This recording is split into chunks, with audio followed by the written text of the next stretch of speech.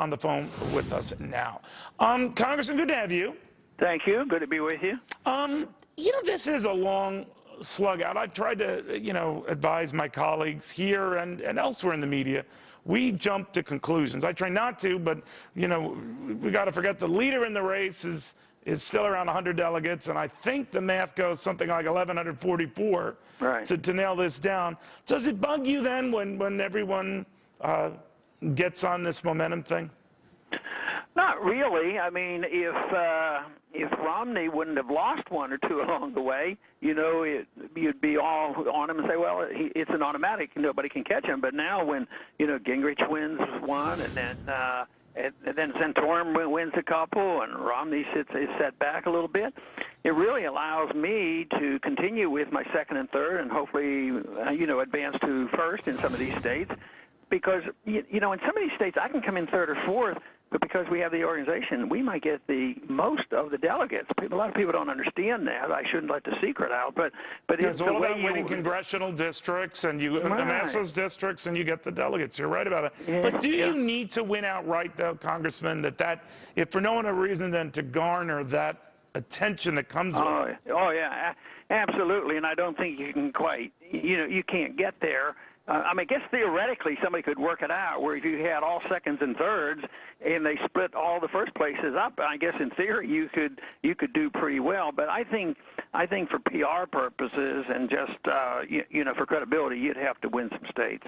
So if we go into the next leg of this, Congressman, with Super Tuesday being the focus of attention, even though it's not as super as it's been in the past, and certainly compared to the Democrat Super Tuesday 4 years ago when you had California in there, so many other big states in there, it's really just I wouldn't say a fraction of that, but I would say half of that.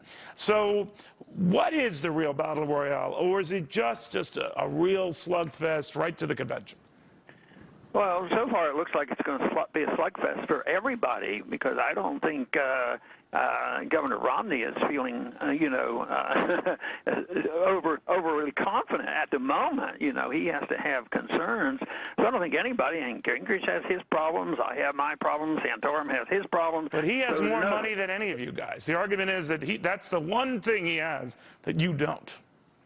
Yeah, and that is true, but it's also pretty neat when you see either me or Santorum or somebody else.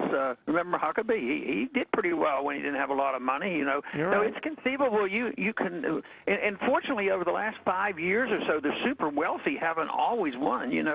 I can't recall the names, but I knew there were 3 or 4 last go around. Corzine, I think, is an example where money didn't buy his office. So no, that is healthy. Money does talk, and it's very, very important, and sometimes it's hard to compete. Money was one of the reasons why we didn't go down to Florida, because it was a winner-take-all, and we thought we should use our money elsewhere. No, I thought that was very strategic on your part. But not too long ago on this very network, sir, Jack Welch, actually was on Fox News, had said Republicans should be very careful how they treat you, because the way they treated you, I'm just paraphrasing, has not been that good. And the things they said to you have not been that good. And he just wants to keep you, I think if I heard him right, in the fold. What do you make of that? Well, you know why I think he said that.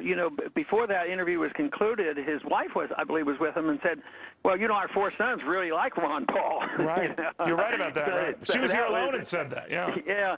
Well, I don't know. I mean, if you're in the business of politics and somebody has a whole generation that's interested in what I'm saying, and maybe they want to build a party, maybe they don't want to just have 65-year-olds and older people in the party, maybe they should think. But the other day somebody commented, which I really enjoyed, somebody was interviewing me, and they said, everybody says you have these young people, and it's true. But he had noticed in the last month or two, the older citizens were coming to my rallies, and I said, well, that is true, but you're the first one to notice this. So it has to happen. I mean, you can't win with one demographic. And but I think Mr. Welch is right.